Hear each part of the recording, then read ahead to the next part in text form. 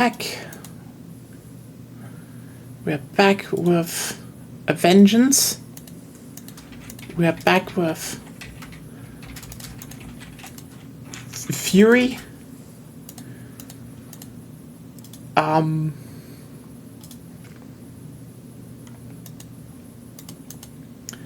don't know what to say else. I'm here.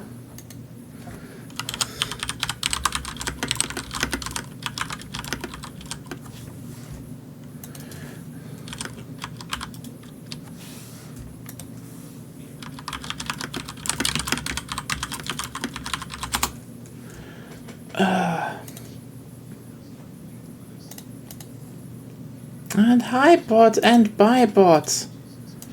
I really do not need bots right now. Fuck off bots. Fucking clankers. Ach.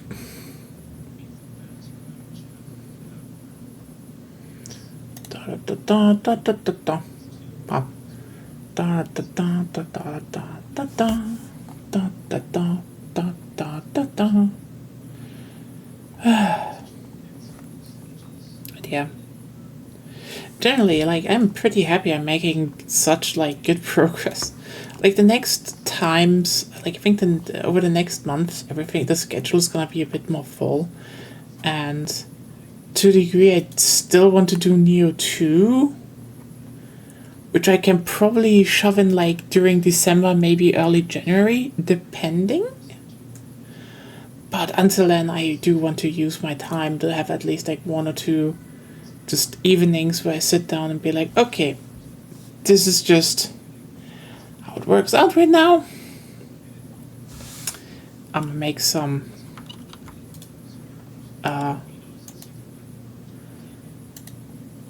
make some progress.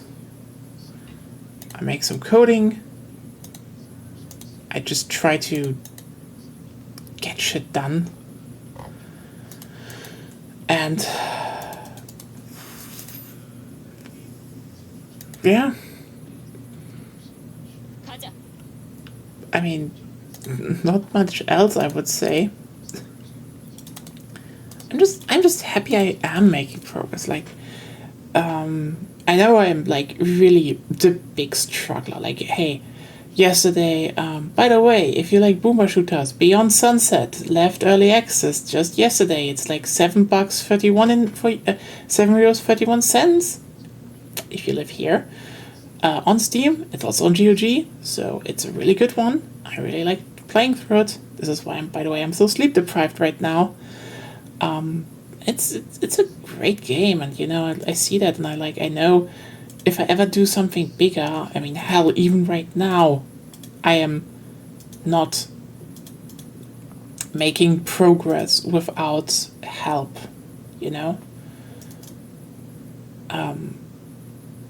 But when I see that people make these games, and I'm like, I can do this at least once myself. One time should be doable. Another friend is, their game is releasing in early access on Monday, so, see you there. Gonna cover that a bit. And if you maybe can spare some money. They really would need the Steam reviews. Because, currently, everything is getting flattened by a certain Silky Song thing.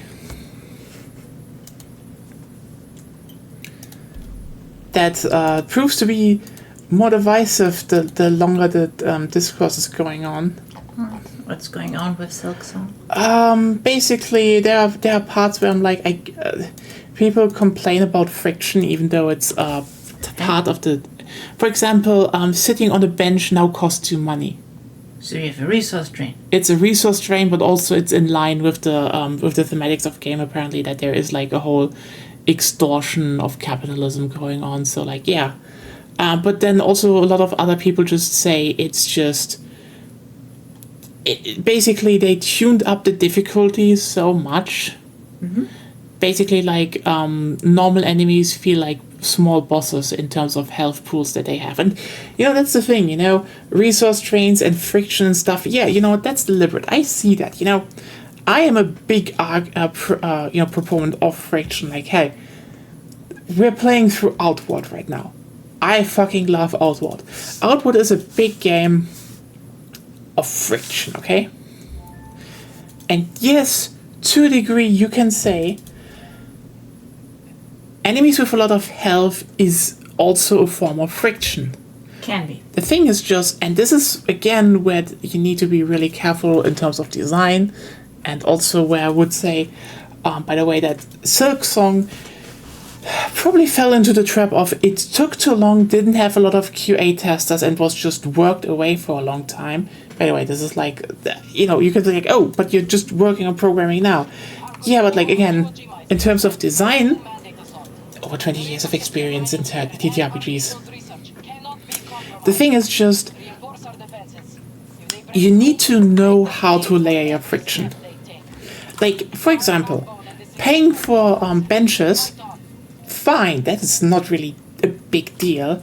Like, having a resource drain on basically saving and refilling that's like as old as time.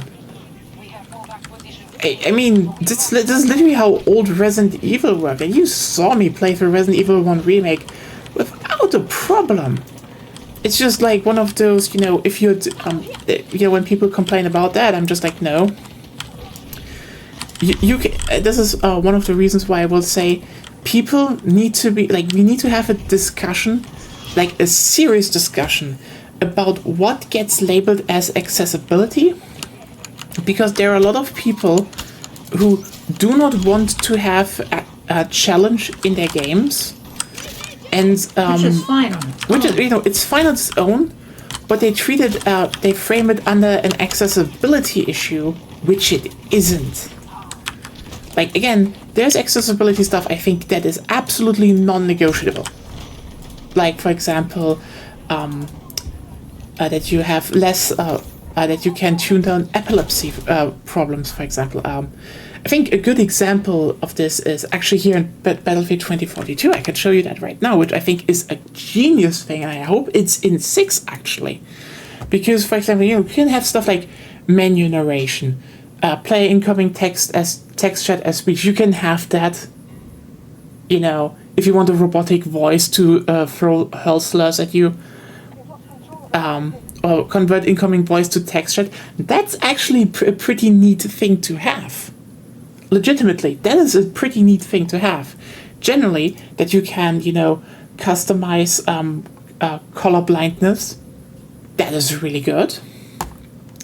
That you can turn down or up motion blur. Really great. Like that, those are things. But this one is what I want to point out. Concussion effect. Because concussion grenades usually just flare up brightly. Because it's, how it worked in the early. But in Battlefield 2042, you can turn it to dark, so your screen that gets dark instead, which is, less flashing light, which is actually, it still has the same effect in terms of gameplay, and yes, it's quote-unquote unrealistic, but this is one of those things where just like, no, you're literally saving people with epilepsy from having an epilepsy attack. That should be a standard feature, that those are things where I do say, like, if you can reduce that stuff. Of field, head bobbing, bloom. Yeah. Those are all things, even if not as much as, like, epilepsy triggers, can be quality of life. Yeah. It can. And again, there's a lot of stuff I would say games should have, because and sometimes this also means that, for example, when it comes to gameplay design, you could have, for example, some form of information tracking in the game that doesn't, make it so that you're completely relying on basically your own nodes, aka, Elden Ring, for example.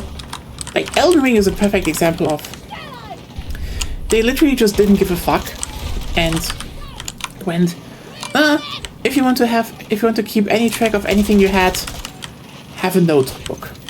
Meanwhile, and this is a personal thing, you look at Morrowind, a game that has a lot of quests and open world, and I would still say Morrowind is to this day one of the best designed open world games in terms of friction. And what do you have? You have a notebook that still details the most important things as soon as you actually run to them. You still see on the map where something is when you get there. Because, yeah, if you have a map, you would definitely mark on the map where a city is. That's just a normal thing to do. You know, there are some things where I do say, you know, when it comes to game design... Depends on what your game wants to achieve. If it's really about navigation and stuff on your own, Yeah. you can do that in-game, or you can externalize it, let the players do it. Yeah. Will be way more niche then. I mean, I think the big difference is, and I do want to say, is the conscious decision if you want the player to have a map or not. And both things come with their own challenges. And actually, perfect example is again, for example, Morrowind, Elden Ring, Dark Souls / Demon Souls. Here's the thing. It is very deliberate that there is no map in Dark Souls. But it's also not a problem that there is no map in Dark Souls.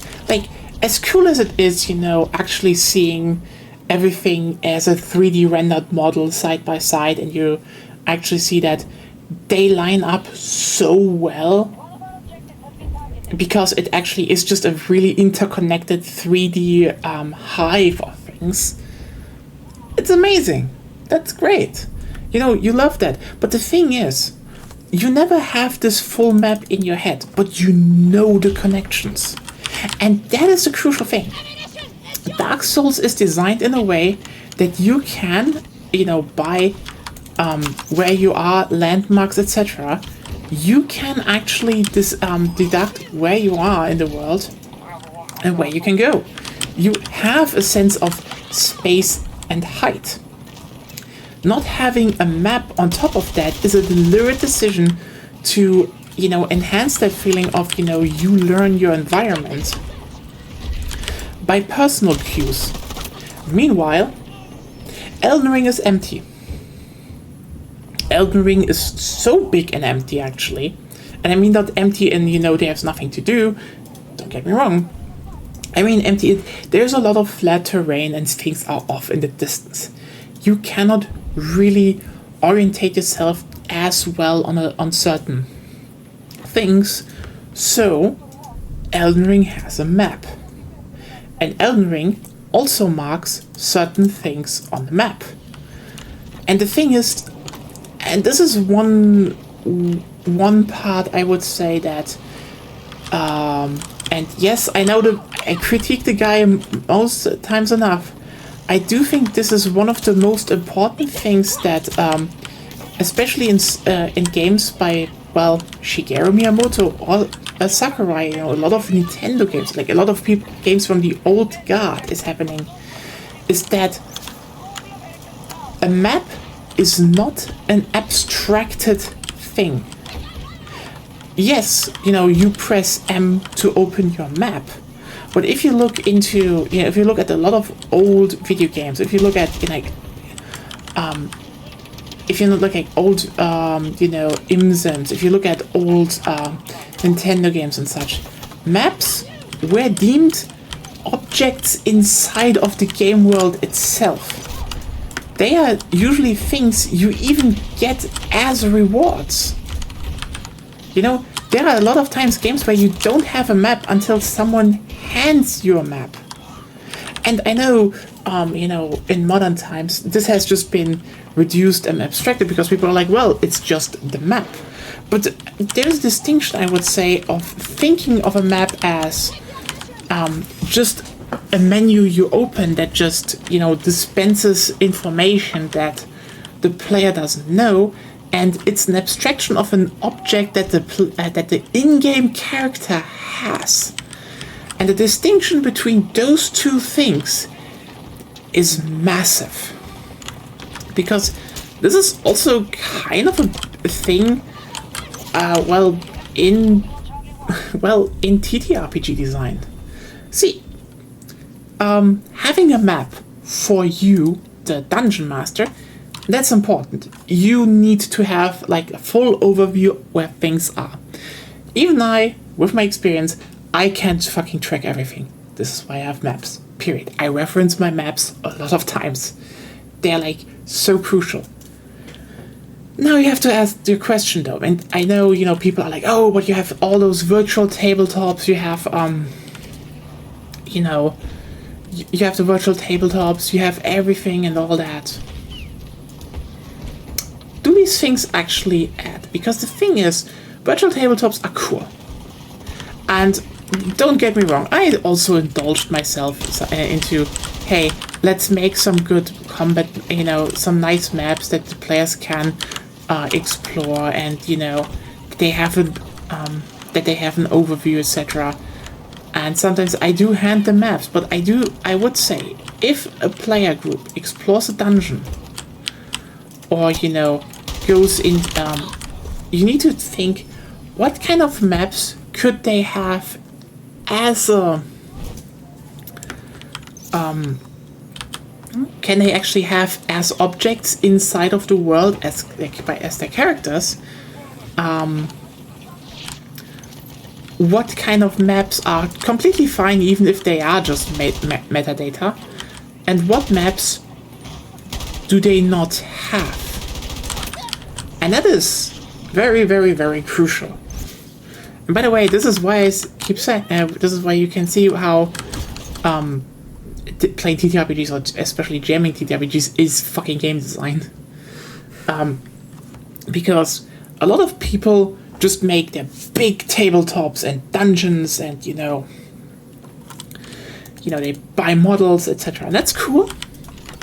Like, I mean, generally, I find that actually pretty cool. It's a very different style of playing. Yeah. Hey, Purple Grande. Yes.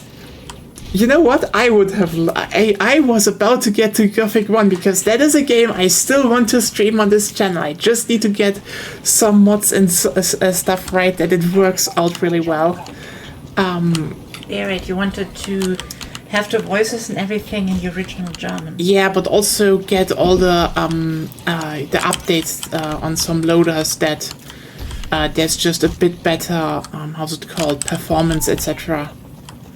Because that's the thing. So, some stuff in original Gothic, it's just, yeah. But yeah, that's the thing.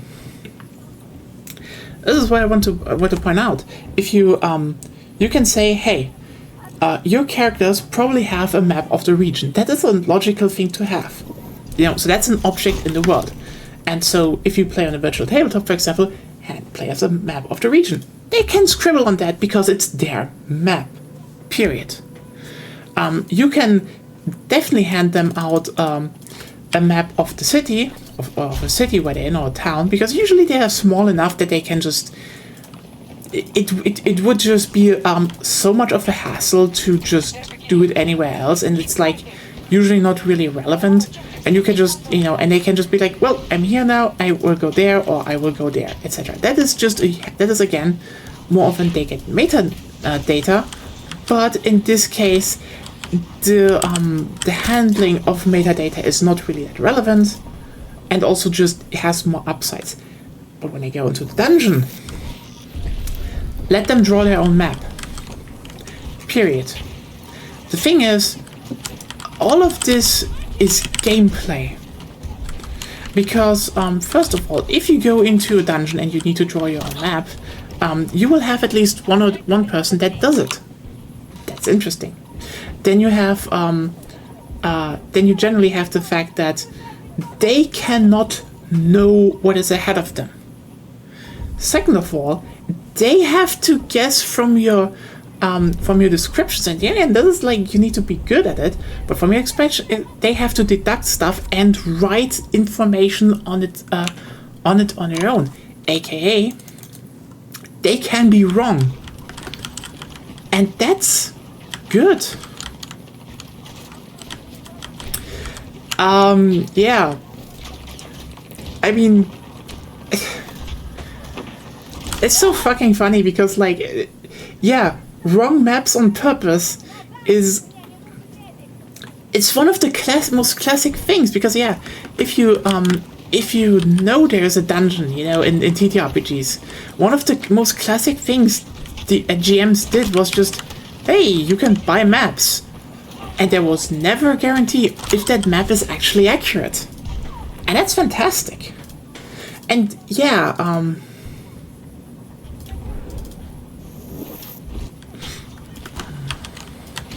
but yeah, Gothic does so many things right. Like, it's like, as you said, there's a lot of interconnectivity. Also, a very crucial thing I will, by the way, point out, which is what a lot of devs do not consider when they're making their games. Movement speed is crucial. Like, but in the sense of, if you make, in Gothic, for example, if you would add horses, it would break the game completely. If you would add any type of mount, it would break the game completely. Similarly, this is why, for example, ironically, in the Fallout games, from Bethesda, usually the map size works out pretty well because you walk all the time. You have to walk. The moment your character has to walk from point A to B and back and doesn't have, a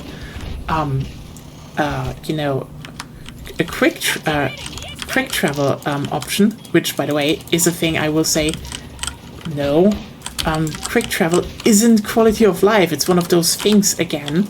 It is a deliberate decision if you want to have it in your game or not.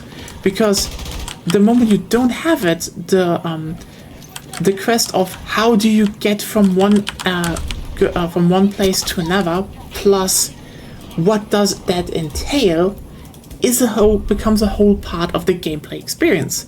Again, this can suck. Period. But the thing is, again, I would say a lot of people never really go deeper into game design, which is why you get comments like, well, we just need fast travel. No. Your intuition wants you to skip the problem instead of pointing out maybe the problem needs to be changed on a different level by the devs. And like, this is why I come back to the whole Silksong thing that I heard. Like, again, I never played Hollow Knight. I tried playing Hollow Knight, I just didn't vibe with the gameplay. That's on me. That's not like a thing of I will say, oh, the game is bad or so. Not even the slightest. That is just completely on me. I just don't vibe with it. But I think if you make it so that there is a resource drain in your game, okay, which is fine. I actually really love that. That they say, hey, you need to pay to sit on benches. Cool. But when you then add on top that there are not a lot of upgrades on the main path, from what I hear from people, that you actually need to find secrets for that, and a lot of normal enemies take a lot of hits to even die, suddenly your friction just becomes annoying. You added too much. And that's the thing. Some friction is a good challenge.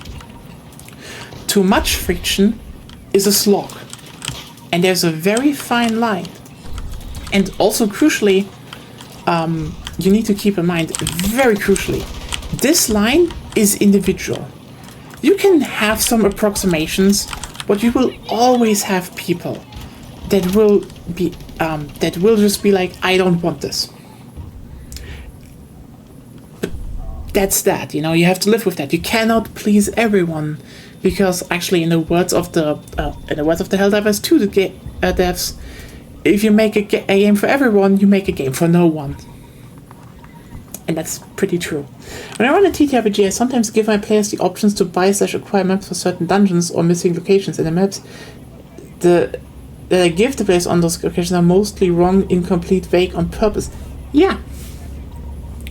Because that's logical, right? Like, I mean, here's the thing. People forget that maps, as we know them today, are a super recent thing. Like, if you look at, for example, good example. Good example, actually. Let's just open the browser.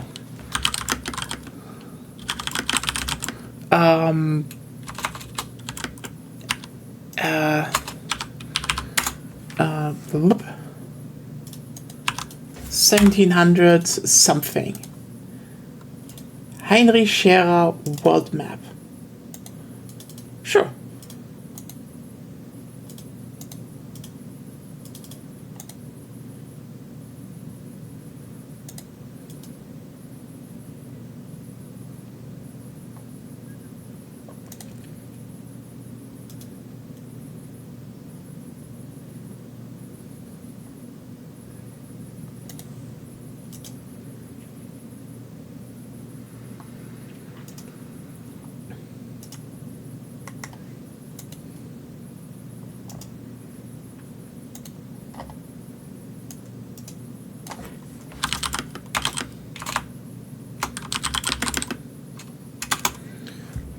You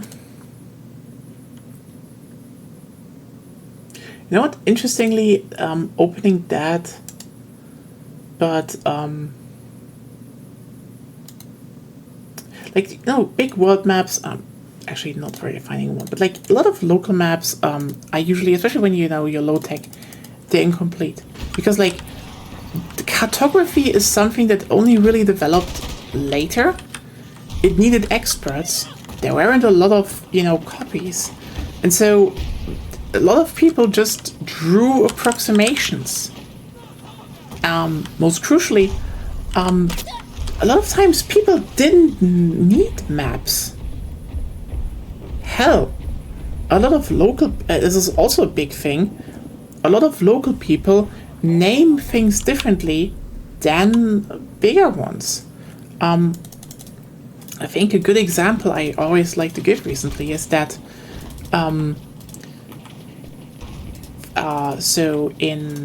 they actually have a lot of really old maps in the archives in Bavaria, for example. But here's an interesting thing. See, there was a power change in Bavaria due to the Wittelsbachers and such, and there was the whole the whole problem. And people were a bit. They had a whole beef, okay? But the thing is, the Wittelsbachers that took over in Bavaria, which was very rural at the time,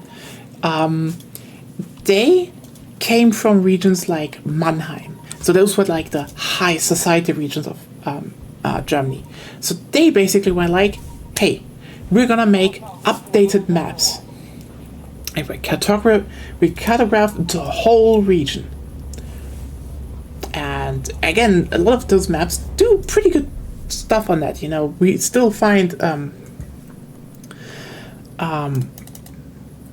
we're still finding sometimes old villages that have been lost or wells because of those maps. The crucial thing here, though, is how locals called their things is way different than what a lot of officials did. Because, for example, Bavaria is a pretty hilly region, okay? And sometimes you just had two small hills just side by side. And a lot of locals called them Arschkrampe, because it looked like an ass crack. That's just a thing, But when officials came, they were like, blah, blah, blah, blah. We cannot use that word, so they just made some shit up. So now you suddenly have the problem that in local tradition, something was called differently than in official records. And that happened all over the world. There's a campaign running on the Danmachi enemy where I'm using tons of mega dungeons. Okay, mega dungeons, great. Love them. They're amazing. Hard to do, but amazing. If you want to have the dungeon up, I'm making the players themselves find different scraps of map. Yep. Yeah, that's a thing, information as something the players have to acquire themselves, or is again map themselves, is a gameplay element. And I do think nowadays a lot of times that is just being whisked away. And I mean, I do think to a degree because people think stuff should look like video. Like there's an interesting thing in terms of TTRPG design that people we have games informed by TTRPGs that had to deal with basically tech limitations and how they present things. See, for example, the old Baldur's Gate, I don't know how the engine was called. The old Baldur's Gate games, basically. They were made with the specific problem of they wanted to have group combat and also navigate a 3D world in some form. So they had Fog of War overlaying a pre-made region. This is fine because it's a video game. Interesting enough, this idea of how something should be structured was then basically ported backwards onto how TTRPGs should look themselves in terms of, virtual tabletop. This isn't, by the way, I think, a deal breaker. Like, you can run campaigns like that. I did myself.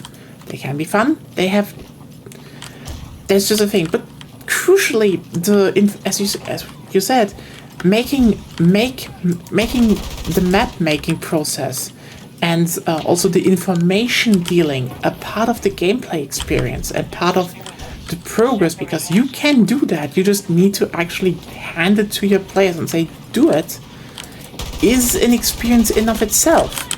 And I think we need to do it more.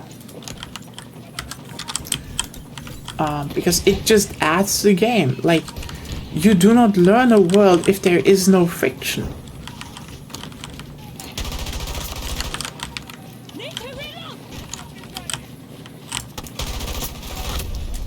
Like,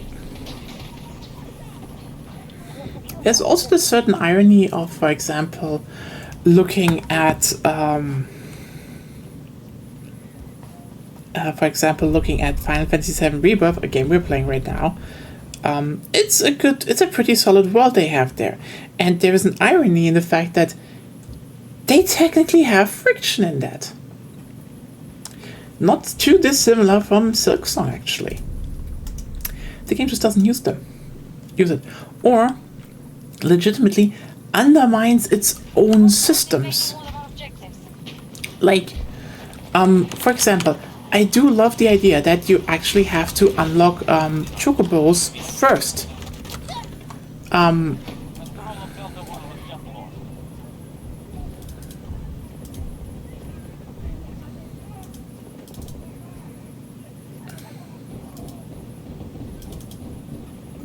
Yeah. See, that is actually really good design, and I do wish more people would do that, because that's the right amount of friction. That's a good example of how you do friction, because you do not hand out information, which is but also there's just so much more coming out of this. Well, it's more coming out of the fact that you actually hand them something to trade around, and that is good. That is really good. What I want to say is that if you no, I forgot. And again, maps are just one thing. As I said, for example, how you traverse them is a whole different ripple effect. Like, for example, I would say a lot of the maps in 2042 are pretty, especially the later ones, are pretty alright in terms of size. They don't just feel big because you can do this. Suddenly your movement sprint is a lot higher. Whoops.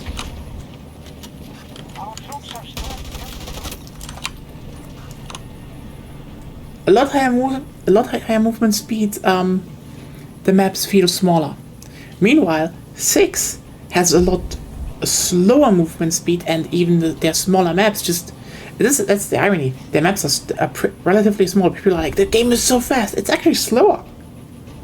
But, design. There's always ripple effects of everything. The fact that I set up a faction system board, so if you get one to another, you get perks.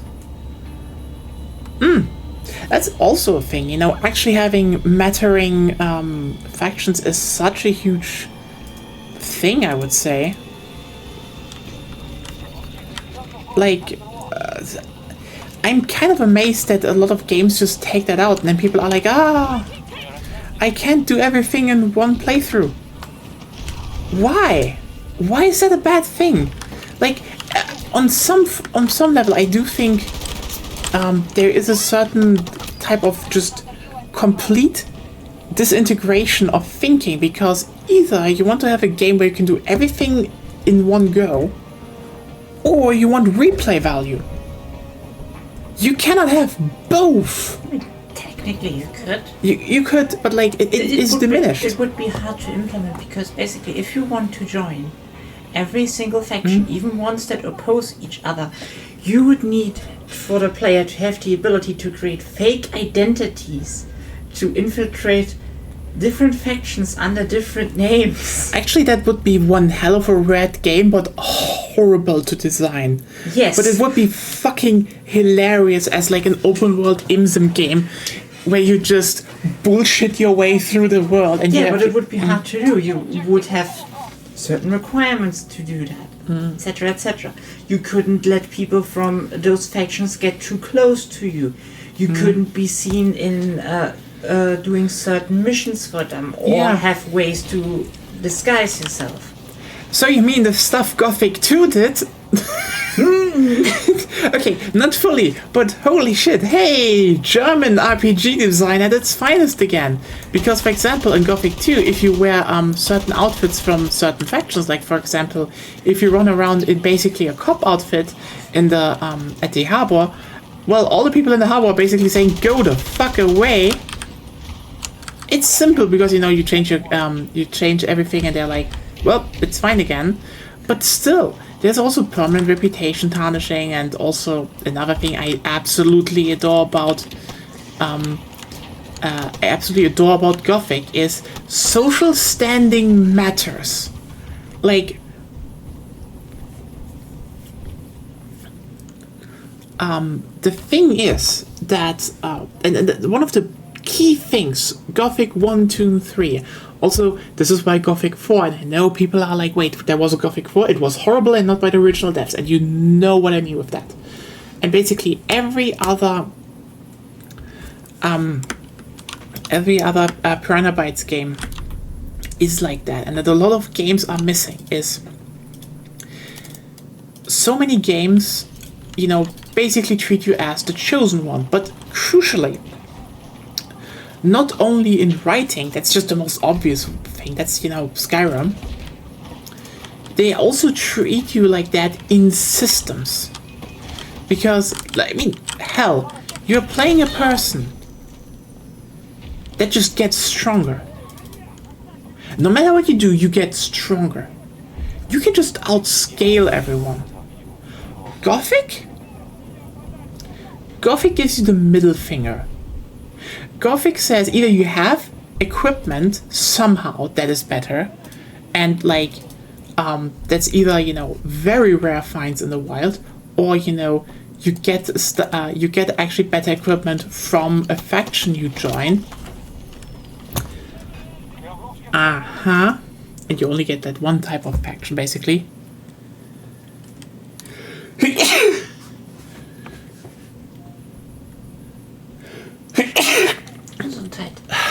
Thank you.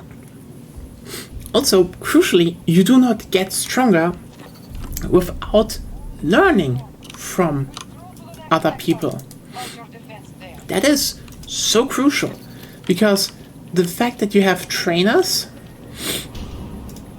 is it's just like, you need to go and use trainers in Gothic.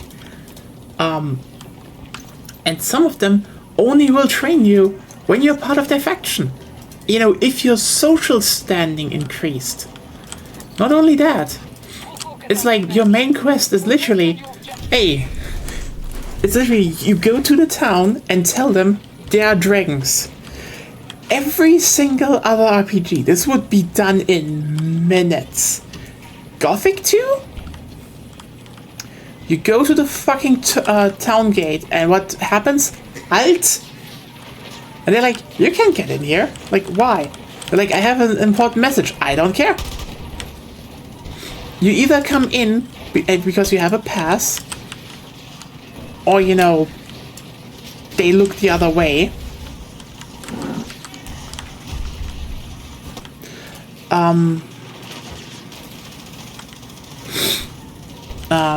And yeah, that's just a very big thing, actually. This the fact that the game just says no, I don't care. So you actually just need to be like, okay, fuck, I need to find a way in. So you can either, you know, get some, make someone, give someone a favor. You can basically get a pass. You know, get hired on a farm and basically be like, nope, you need to go in and just do stuff there. You could bribe the guy. Suddenly, the simple part of you do not get respected is being turned into a whole gameplay mechanic. And then, you know, you're in this town, so you're like, okay, I'm just going straight towards the guy that I need to deliver the message to, and what happens? Another guy's like, halt! Where do you want to go? And you're like, well, I need to go to the guy up there. It's like, yeah, fuck you.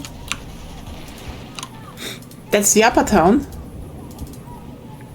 Only people of a certain standing can get in there. So, well, tough luck, join a faction, work your way upwards, and then you're like, you're in and you're like, okay, now you only need to do the last way up to, you know, the final, to the final guy, and the game pulls it the third time. The game pulls it a third time. It just tells you, halt. And they're like, but why? And they're like, you may have joined the town. You may have, you know, you may be a citizen, so you can actually go in here. But this guy is too important for you. He won't see you. You need to be important as well. And that's the beginning of Gothic 2. It's amazing. It's perfect. It's literally the fact that this is a game that sits down and tells you, engage with the world. And also, crucially, the world does not care about you. You either make it, or you can fuck off. There's no easy way. There's no you know, there's no special beeline to the top. There's do stuff or go home. And it's beautiful. Due to the complexity of this campaign, a lot of prep is required for each session. So limited to one session per month, but we do 6 to 8 hour sessions anyway. That's impressive. Honestly, I remember I did something back once back in school and such. When I was young, I did the weekly stuff. I probably couldn't do it anyway. Maybe bi-weekly, who knows? But that would include having a group, so, you know.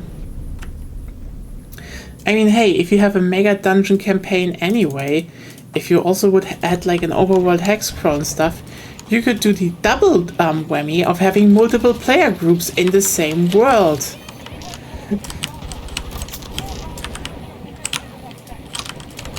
Which is another interesting thing with time tracking, because that's actually how D&D was intended to be done. So you can just you can just sit down and be like, this group did that, you know, so they come back and then it's like, and you're like, oh, okay. You suddenly just, you know, sometimes Intel is updated. And that's cool. That's like really, really nice.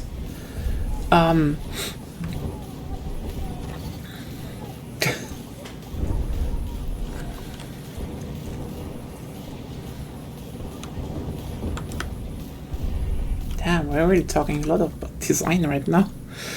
I mean, that's also one of the reasons why in the project in Godot right now, I deliberately didn't make it a twin stick game. Because, like, here's the thing, I do like myself some twin stick games. Not all of them, but like, I do like them a solid amount, you know? I do think they're good. One of the things twin stick games have, and that a lot of people just expect from those types of games to do, is, well, they're basically going, hey, you know, you can aim in any direction and walk with the same speed in all the other directions. That's just a thing twin stick games do, you know? And it's like pretty fine, but it also has this knockoff effect that you usually need hordes to overwhelm people. If you want to actually make a little bit more of a, you know, slower paced, more methodical or even survival-like experience, horror even, yeah, well, you need to add something. And the simple stuff I'm doing right now is just, hey, instead of you know, being able to aim in every direction, and truth be told, this is also just easier for me to program, so haha, yay, killing two birds with one stone. You press a button and your character turns around and you walk backwards. Now, this also reduces your movement speed. So suddenly, there are, for example, some melee enemies that you can outrun when you are, you know, walking normally. But if you want to turn backwards and shoot, which is not bad, this is like a very good option, well, suddenly you're slower and they can catch up. I still need to see how I tweak that and stuff, but like, yeah, it's a very simple thing, and I know people there will probably be some people who just go bonkers over that because they're like, no, why can't I do full 180 degrees and have all the movement speed? Because that's not the point.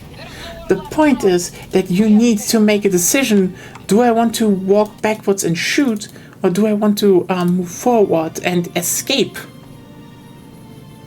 That's a whole well of just...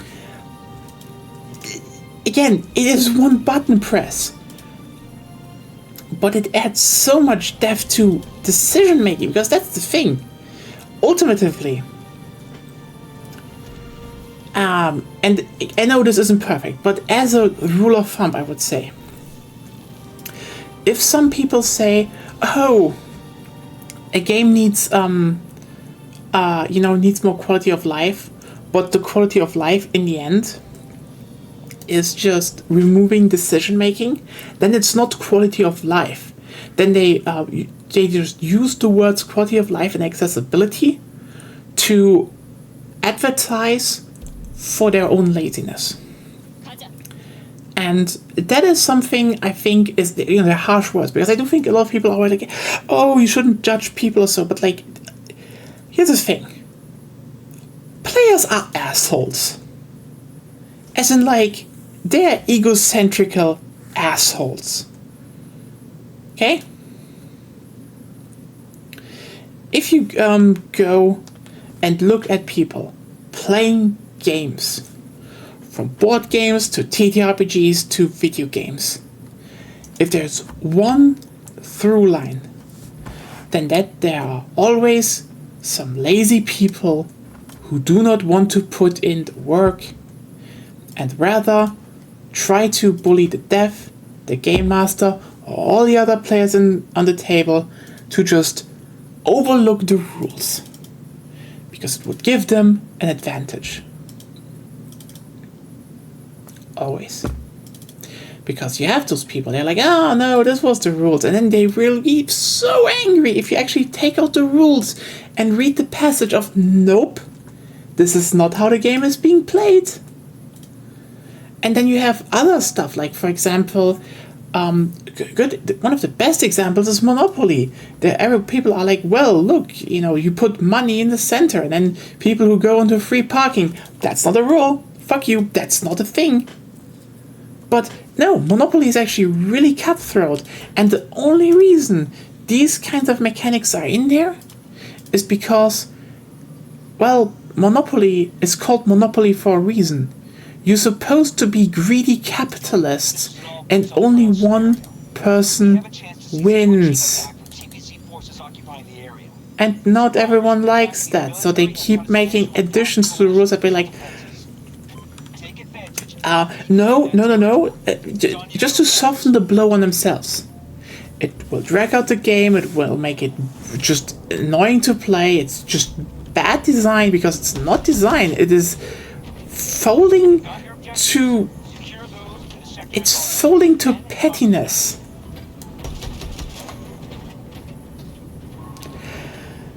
And yet it keeps happening. I mean, in terms of Monopoly, I get why. I totally get why.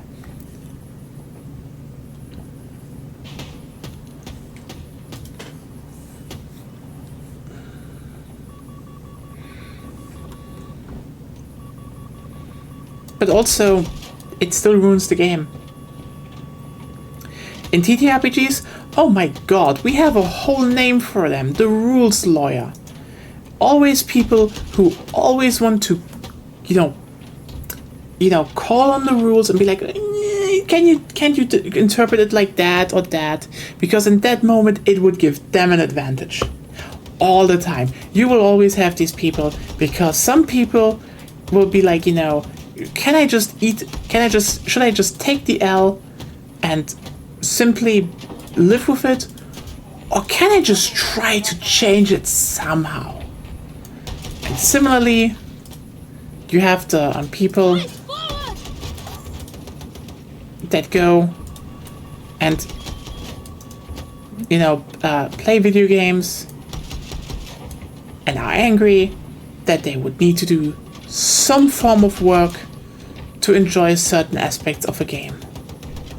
And then they keep making excuses and keep pestering designers.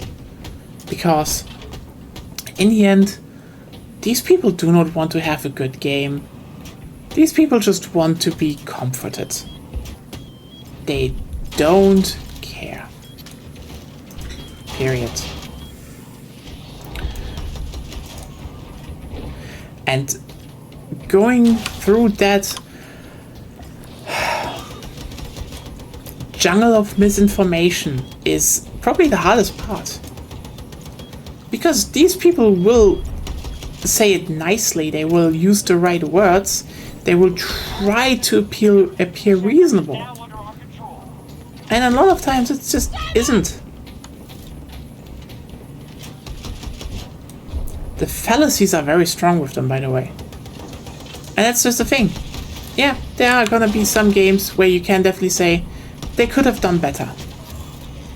Like, for example, adjusting control schemes should be a thing that is non-negotiable. You probably... because here's the thing. If you have a... if you have a controller layout, and you can make it... and you can just say, no, I want this button to work with that button, that's fine. That's actually completely good, because if we really talk about accessibility, especially for disabled people, they usually have their own custom controllers. And you should maybe help them to have those controllers better supported. There's no downside in that. Period. Doing something maybe against epilepsy or color blindness, also good. There's just stuff like, for example, subtitles. I hate playing without subtitles to a degree. This isn't something that I won't do if the game just says no, because, we had a while ago that, for example, by the way, similarly, when it comes to, for example, movies and shows, we always watch them with subtitles. Why? Sometimes the audio mixing sucks. Also, you can just have an extra layer of just understanding. And as long as you can still hear everything, well, it just helps you. As long as you can read what what the meaning is of. Because, the emotions, the core thing, it's always conveyed with the voices, and you hear those voices, but the rest, the meaning and such, you can actually get that with, with subtitles. So they're fine. I mean, then in video games, you sometimes have the goofy part. Let's say, for example, hey, System Shock 2, welcome back. I put on subtitles. And listen, sometimes subtitles are good. Like, for example, when, Shodan spoke, or some other person spoke, and that's just useful because, it just makes it clear what is said in the moment. And then sometimes it's just like, yeah, subtitles, you just spoiled us that there is a fucking enemy around the corner. Which is like, I know why. Which is, especially in a game with, I think if the whole enemy subtitles, let's say, was a separate option, then you could technically argue that it's part quality of life, like this disability aid for people who can't hear or badly hear. And on the other hand, also kind of easy mode for everyone else. It's basically a radar you get. Yeah. It doesn't really change a lot. Like, the game isn't hard anyway, but I know. It's one of those. It's one of those where I would say again, like, hey, in general, I would say you should have subtitles. Even when the enemies speak, you should have subtitles because, hey, sometimes that is legitimately hard to understand. And now we cycle back to the fact that you need to be really careful how you implement it. Because it's one of those things where you can say, yeah, having it is good. You just really need to watch out that it doesn't actually destroy other parts of your game design. And maybe try your subtitles on normal resolutions and not in 4K, because they're getting tinier and tinier by generation. That's definitely another thing. Also, hey, have some LCD monitors in your goddamn game studio, and when you realize, wait, that scene is a little bit dark for on those monitors. Yeah! Tune that light up. Don't design for OLED exclusively, for fuck's sake. Like, I'm still looking into maybe getting an OLED TV after our current one just breaks because it's still breaking. But like, I'm sorry. I'm still pissed that they just don't do that, and like, there are enough systems still without OLED. Like, I'm not playing on an OLED right now. It has HDR, but it's not OLED because first of all, I know shit money, and I wanted to have a monitor with a high refresh rate because I'm playing video games. So, my second monitor doesn't even have HDMI. Good picture quality still though, like holy shit. But yeah.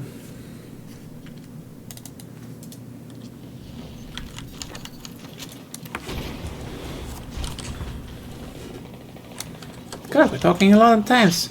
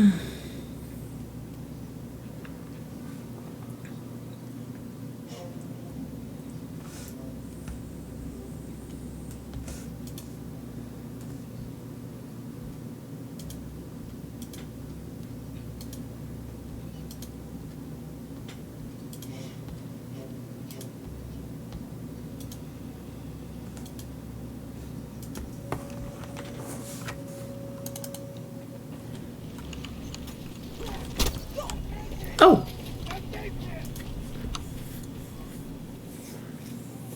Fun. We are engaging at Bravo 1. Abandoned ship!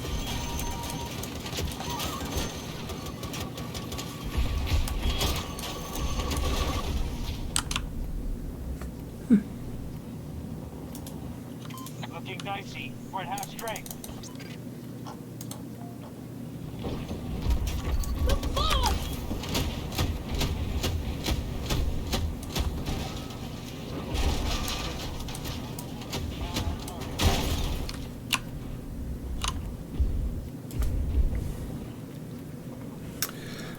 Now I talked so much, and it's a bit like I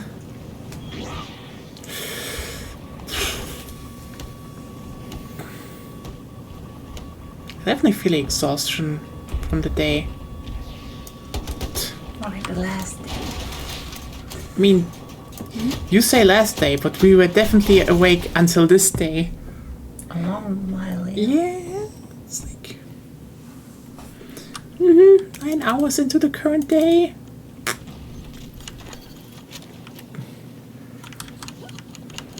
At least we can probably have some nice pizza later.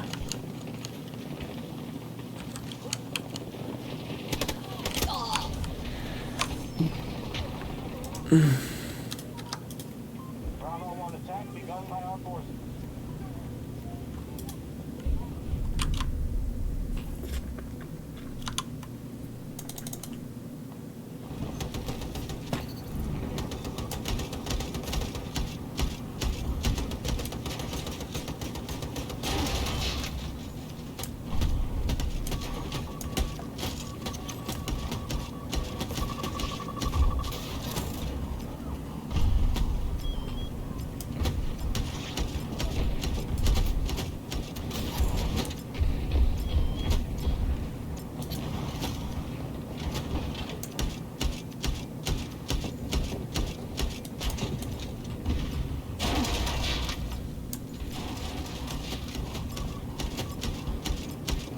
We've taken him!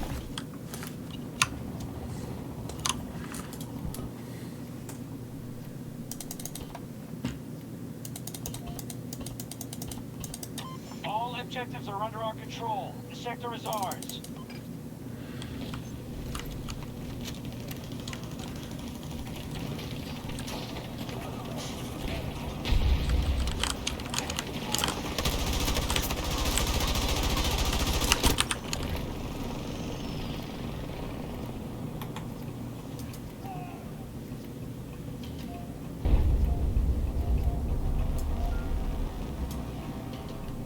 Down to half strength, troops. Russian forces are coming in. Check to my side!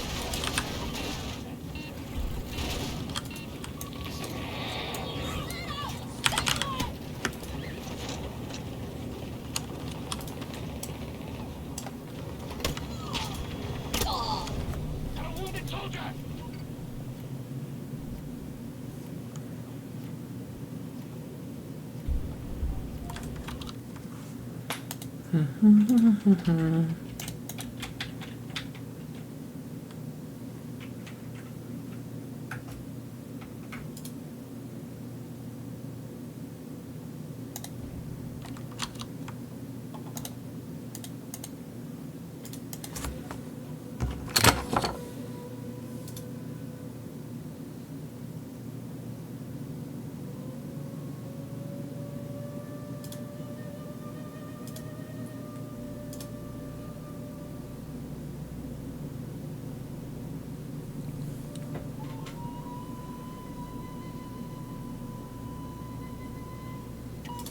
are attacking Charlie 1.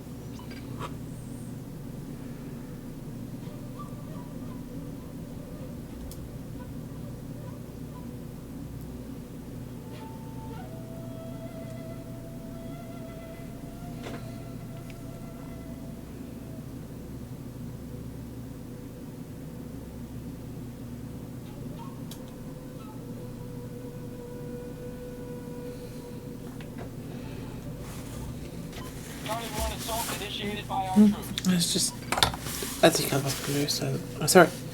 Just something happened. Personally. Can you maybe get disinfected?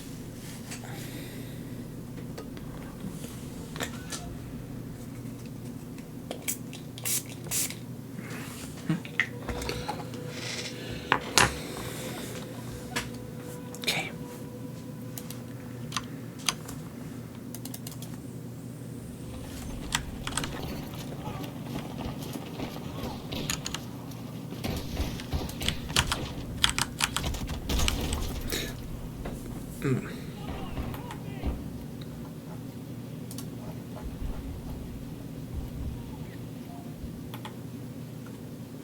Okay.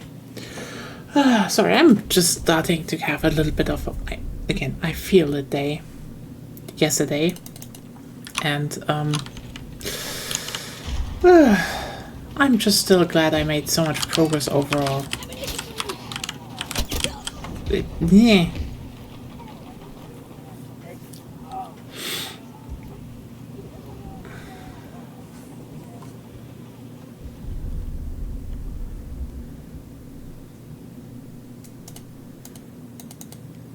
Our forces have been unable to break in the sector.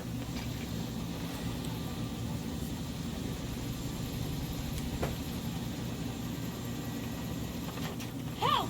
Taking damage! Attack! Open fire!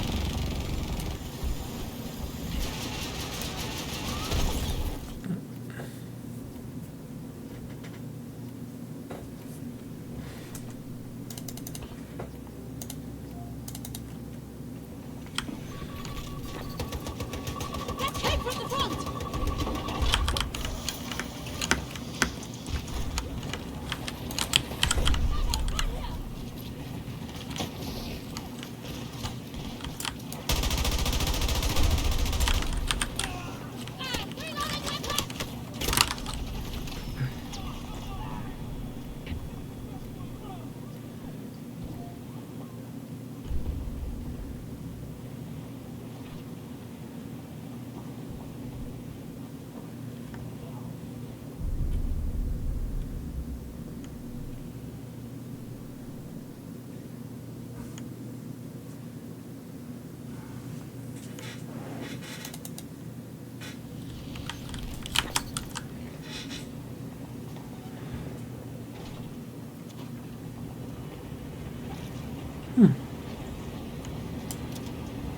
Finish the assault soon, or we will lose this battle.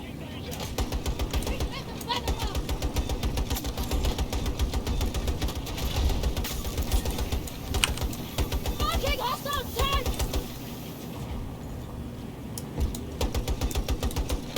Taking fire! Right side!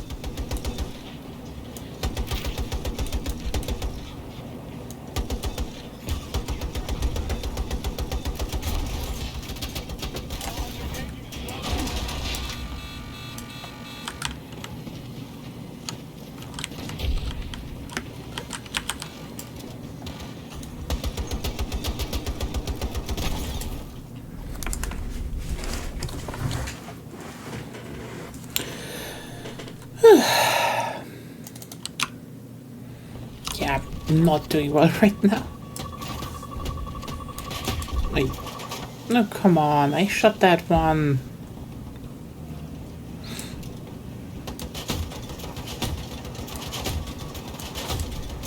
Right side!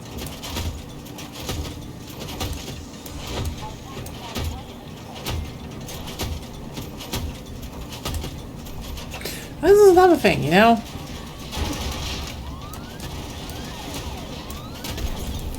when people are like, oh, hey, why isn't X or Y in a video game? You need to keep in mind,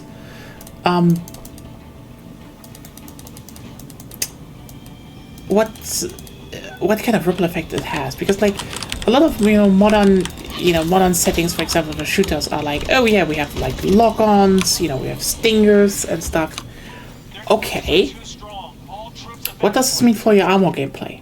Because I think one of the reasons people like, for example, if you look at technology areas that you can abstract, World War II, for example, has more tanks, like the main battle tank wasn't a thing.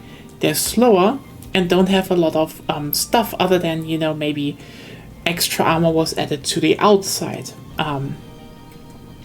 Meanwhile, on the other hand, the best the soldiers have is, well, it's a dumbfire rocket launcher.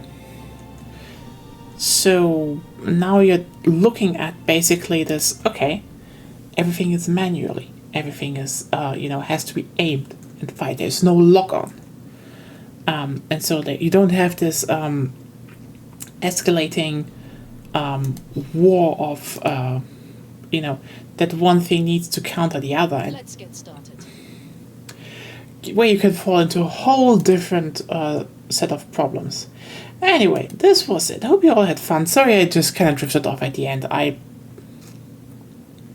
Shit happened, and yeah, it was still very fun to talk with you.